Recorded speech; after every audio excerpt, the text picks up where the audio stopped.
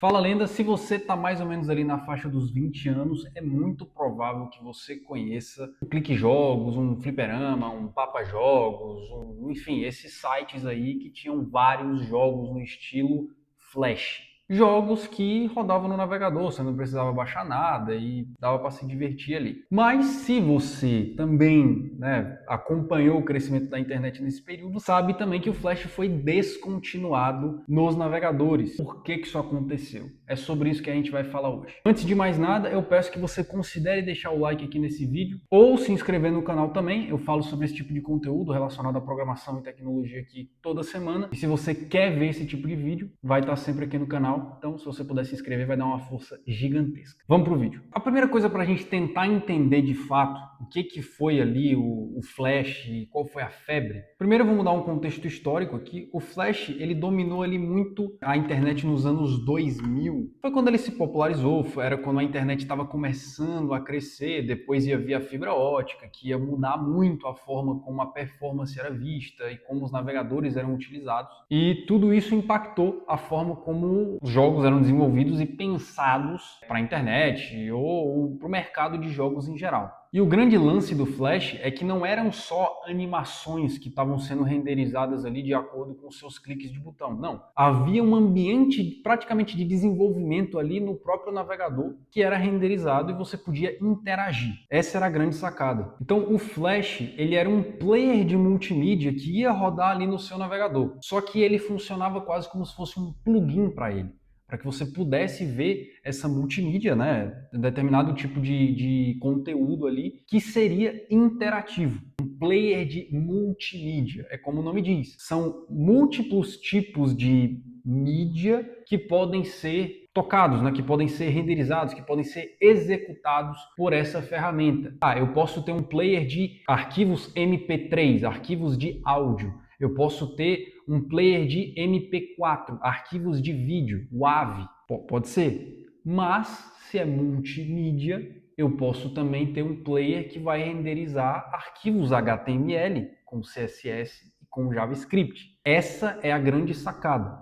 O que você tem ali, na sua grande maioria, eram jogos que, lógico, eu imagino que você podia até ter em outras linguagens, mas era majoritariamente HTML, CSS e JavaScript para deixar o jogo interativo. Inclusive, eu lembro muito bem que quando eu ia lá no Clique Jogos, tinha lá uma categoria específica de jogos HTML. Eu não sabia o que era na época e agora tudo faz sentido. HTML, CSS e JavaScript. E esse player de multimídia que conseguia encapsular, renderizar e, vamos dizer, tocar, seria executar esses arquivos em conjuntos ali que foram buildados e que estão ali renderizados no seu navegador. Agora, como que isso funcionava de fato? O HTML, CSS, JavaScript que deixa todo aquele arquivo, toda aquela sequência de arquivos ali de uma maneira dinâmica. Mas não era só executar aquilo dali no lado do navegador e pronto, estava tudo certo. Não. Essa parte do HTML, CSS e JavaScript não era tão simples quanto parece. Hoje a gente consegue ter muita coisa sendo executada do lado do navegador, mas a gente está falando dos anos 2000. A internet era muito mais lenta, você precisava de muito mais infraestrutura sendo provisionada para conseguir rodar coisas que hoje você roda tranquilamente, porque a gente tem uma banda muito maior,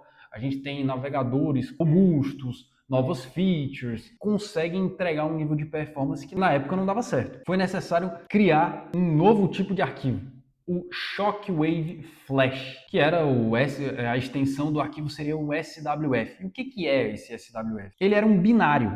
Sim, ele era um binário. Sabe todos esses arquivos aqui que você tem, ou talvez um arquivo só, HTML, CSS, JavaScript? Pois é. Isso aqui tudo era convertido em um arquivo Shockwave Flash, que é o binário, que é o binário que podia ser lido pelo Flash, pelo Adobe Flash, já já a gente vai chegar lá, mas era o arquivo que de fato você conseguia executar para renderizar o jogo, para que o jogo conseguisse responder aos comandos e tudo mais. Então você compilava esses arquivos aqui, você convertia esses arquivos passando por todo o processo para transformar em um binário que aí sim ia ser executado do lado do cliente no seu navegador para que você conseguisse ali jogar. E a ferramenta que executava tudo isso, como eu já comentei antes, era o Adobe Flash Player. Ele também lia outros tipos de arquivo, mas no contexto web ele foi extremamente útil para isso. Ele foi integrado nos navegadores e era ele que era utilizado nesses sites. E por mais que a gente fale especificamente do HTML, CSS, JavaScript, tinha um outro componente muito importante que viabilizou todo esse ecossistema de jogos no browser. A linguagem específica para isso. Você tem o JavaScript e você tem o ActionScript. ActionScript, que é uma linguagem de programação mais orientada a objetos, mas é semelhante em termos de sintaxe ao Java e ao JavaScript. O desenvolvedor, ele usava o nosso querido Adobe Flash Professional, a ferramenta ali para desenhar a interface dos jogos. Ele usava esse cara aqui, que hoje, inclusive, é o Adobe Animate, né? Se você já trabalhou com isso, eu peço que você deixe nos comentários. É bastante interessante ver aí como isso funciona e pegar um pouco mais de experiência com quem de fato está nesse meio. E o ActionScript, ele era justamente o que estava por trás das mecânicas do jogo. Então, movimentação, todo tipo de instruções que você ia, né, dar de input ali para que o jogo acontecesse, era tudo feito com essa linguagem ActionScript e o resto era desenvolvido ali a parte de interface, UI, design de personagem, enfim, era feito do lado ali do Adobe Flash Professional ou, hoje, Adobe Animate. E aí vem um pouco da mágica do ActionScript, porque você pode se perguntar, pô, mas se eu consigo executar JavaScript diretamente do lado do navegador, opa, luz diferente, ruando o futuro aqui, porque meu microfone tinha morrido no finalzinho da gravação, então eu tive que botar ele para carregar e estamos de volta. Agora voltando ao assunto. Você pode perguntar, pô, mas se eu consigo executar JavaScript de maneira nativa no meu navegador, por que eu preciso do ActionScript? Por que eu não só faço tudo em JavaScript, HTML, CSS, e uso isso direto? É porque a gente não está falando dos navegadores de hoje. A gente não está falando do JavaScript /Node ECMAScript de hoje. A gente está falando de uma linguagem e de tecnologias, de infraestrutura da época ali dos anos 2000, no começo dos anos 2000. Então a gente precisava do ActionScript que tinha acesso a APIs específicas, que já tinha os recursos de áudio e vídeo. Já vou falar um pouco mais sobre isso, mas não tinha isso nativo nos navegadores. Então, o ActionScript ele servia justamente como essa ferramenta que conseguia oferecer, conseguia estender aquilo que era possível fazer nos navegadores da época, na engine da época. Por isso que era necessário utilizar o ActionScript, converter em Shockwave Flash para que isso fosse executado do lado do navegador. Outra pergunta pode ser feita, mas por que o Flash, que era tão bom, que era tão amado, que a gente tinha tantos sites, que funcionava de tudo que era jeito, por que isso simplesmente acabou, sendo que fez sucesso? E aí entra o nosso querido, finado Steve Jobs. Perdão pelo flashbang aí, mas aqui eu queria mostrar um pouco sobre isso. Teve aqui essa carta que o Steve Jobs fez, um pronunciamento oficial através de uma carta, intitulado, né, Thoughts on Flash, né, pensamentos sobre o Flash, ou conclusões, pode se interpretar dessa forma. A ferramenta Adobe Flash não seria permitido no hardware da Apple, alegando que era pouca segurança, utilizava muita energia e não dava suporte para o touch, que foi uma das grandes revoluções, hoje é normal nos smartphones, mas na época era a grande revolução que a Apple estava proporcionando. Esse foi o grande acontecimento, né? Isso foi praticamente o que iniciou uma guerra ali, transição para essa nova era da tecnologia. E essa carta aqui do Steve Jobs foi um dos grandes ataques que o nosso querido Flash sofreu. E realmente, né, ele estava certo. O Flash ele era muito criticado justamente por isso, especialmente pela parte de segurança, já que você podia executar scripts ali do lado do cliente, mas assunto para outro vídeo. O lance é, essa decisão de não permitir o Flash nos hardwares iOS foi um baque muito grande para o Flash, porque toda a tecnologia estava transicionando, começando a se equilibrar, a pender mais para mobile. Se isso não fosse incorporado na marca mais forte, que era a Apple, aí podia complicar. Ainda mais vindo do Steve Jobs, que era um CEO ali já muito revolucionário, que participou de grandes eventos ali de tecnologia e era um pilar central quando se falava sobre inovação, confiabilidade, qualidade, né? A Apple chegou onde chegou porque tinha esse cara no comando lá. Não estou endeusando ninguém, mas o cara realmente teve pensamentos muito à frente do seu tempo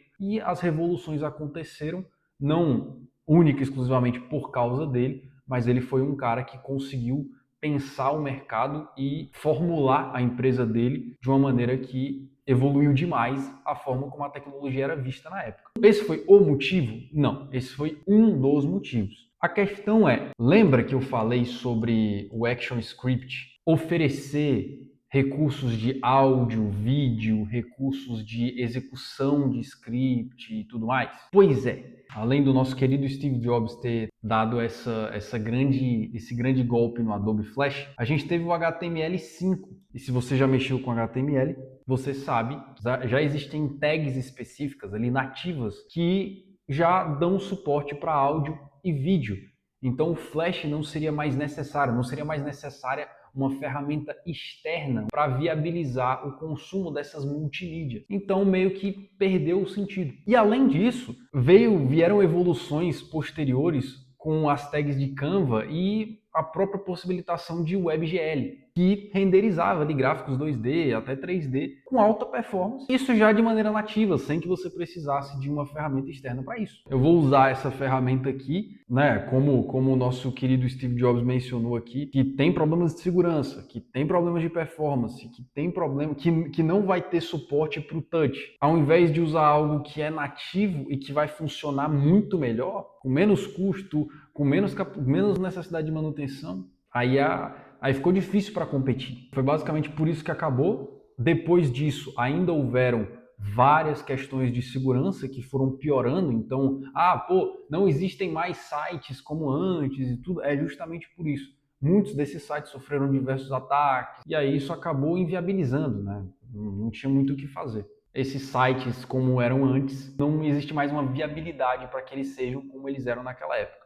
E além disso, só para comentar um pouco, né? Você viu pelo nome que é Adobe Flash. Pois é da Adobe. E ter essa ferramenta proprietária, ela já não era visto com bons olhos na internet moderna. Por mais que hoje você tenha linguagens que têm o seu proprietário, acaba que isso não foi muito bem visto, porque a Adobe, ela também não tinha uma boa reputação, assim como não tem hoje, né? O pessoal que está usando o Figma que o diga. Já havia essa discussão antes e isso só piorou mais ainda a situação do nosso querido Flash. Tem outras questões de mercado que inviabilizaram o projeto, mas os principais pontos mesmos foi basicamente essa evolução e também esse pivot de mercado, né? Essa mudança de direção do mercado mais voltado para mobile que o Flash não conseguiu se adaptar. E por hoje é só. Se você ainda quer sentir um pouco daquela nostalgia, existem formas de você jogar, não na web, e eu nem recomendo, tá? Porque usar o Flash, né, usar jogos baseados nessa metodologia de execução de binário via web, é como se você criasse um buraco de segurança no seu navegador. Então é perigoso, eu nem recomendaria, tá?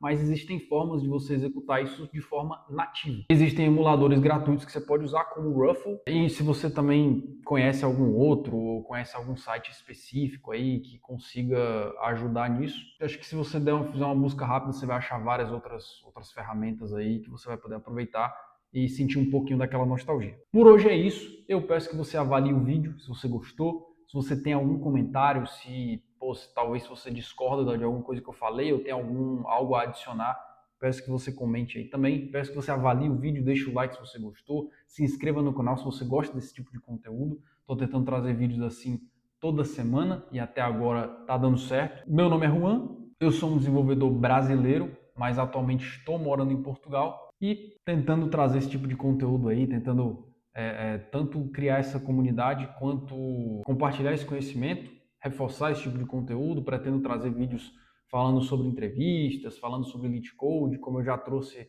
anteriormente. Mas por hoje é só. Agradeço demais a sua presença até aqui e até a próxima.